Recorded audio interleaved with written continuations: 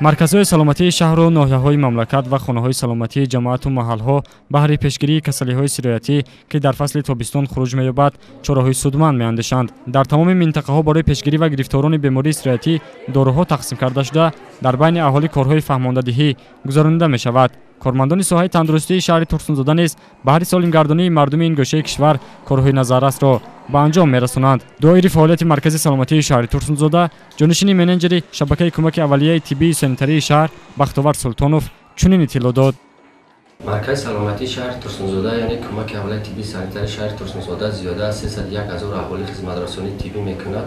در مرکز سلامتی شهر ترسونزاده 9 شعبه فعالیت میکند، یعنی 5 شعبه طبی اولوی و 3 شعبه یعنی شعبه سوماتیکی، شعبه خیرورگی و شعبه تشخیص و شعبه برقرارکنی.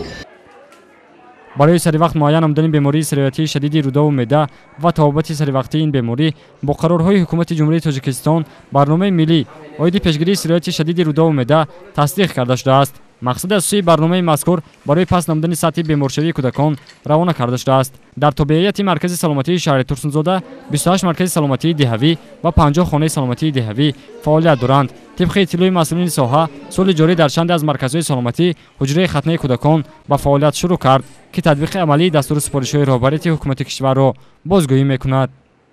طبق سپارش‌های وزارت تندرستی و اجتماعی عالی جمهوری تاجیکستان در مرکزهای دهاتی شده شدن ختنه حجره ختنه ما برآمدیم.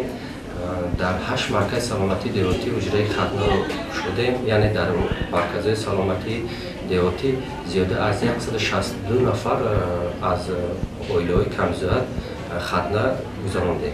در آینده نیز کوشش به خرج داریم که باز زیادتر در مرکز سلامتی دهاتی حجره ختنه را برآوریم.